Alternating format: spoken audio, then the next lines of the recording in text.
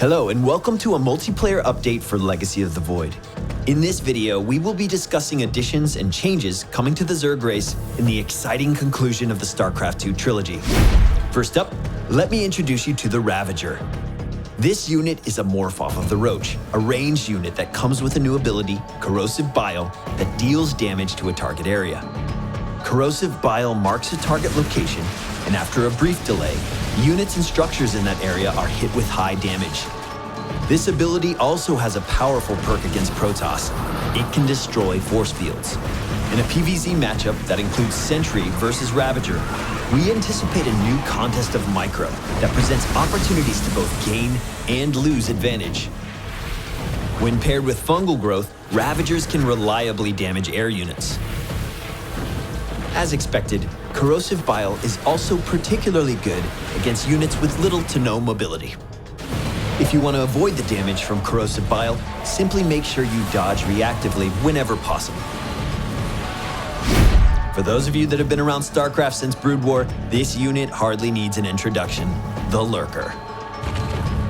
As you'd expect, Lurkers in StarCraft II are capable of dealing massive splash damage. They also serve as a ranged siege option capable of outdistancing most units and all base defense structures.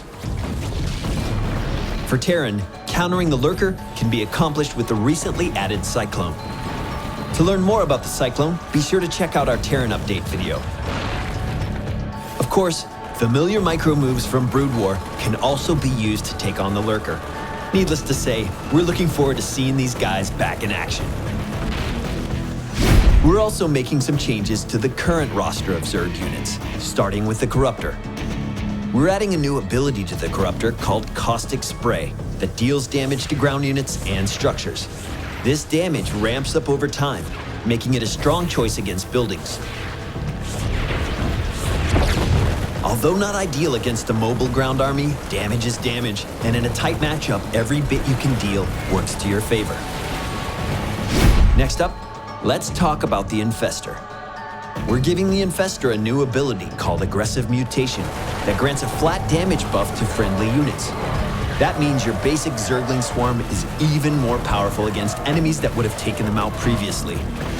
In Legacy of the Void, the Swarm Host is going to be taking a bit more of an aggressive role when it comes to harassment. We have made the Swarm Host's Locusts stronger while lowering the frequency with which they can spawn. The Swarm Host will also be able to spawn Locusts while on the move, and upgrade them to fly in the late game. Keep in mind that massing Swarm Host will not be a viable strategy in Legacy, as the downtime between Locust spawns has been increased to a point that your Swarm Host army will be easily overrun. Of course, you can harass enemy bases with this new change as well. And finally, I want to talk to you about the changes coming to the Nidus Worm. Nidus Worms can no longer be damaged while emerging. This makes the Nidus Worm a more reliable option for drop harassment. In late-game situations where both sides have a lot of resources, the Zerg player can now force engagements at strategic locations by employing an army of Nidus Worms. That concludes the updates currently on the table for Zerg in Legacy of the Void. Keep in mind that everything is subject to change as we move into public testing. That being said, we are excited for the new possibilities available to Zerg players in Legacy of the Void, and look forward to hearing your thoughts and feedback as well.